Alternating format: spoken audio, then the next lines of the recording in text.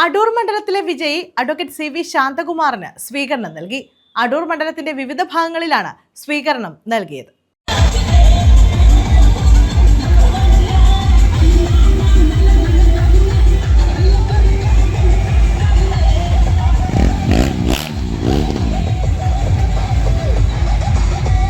അടൂർ മണ്ഡലത്തിൽ നിന്നും വിജയിച്ച UDF സ്ഥാനാർത്ഥി അഡ്വക്കേറ്റ് CV ശാന്തകുമാറിനാണ് മണ്ഡലത്തിന്റെ വിവിധ ഭാഗങ്ങളിൽ UDF പ്രവർത്തകർ സ്വീകരണം നൽകിയത്.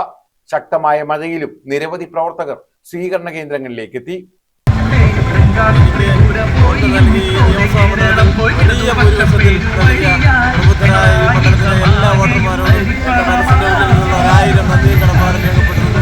നിങ്ങൾ നൽകിയ അംഗീകാരങ്ങൾ ഈ നാടിന്റെ വികസന സ്വപ്നങ്ങളായി മടക്കി തരുവാൻ ഞാൻ എപ്പോഴും നിങ്ങളോടൊപ്പം ഉണ്ടാകും.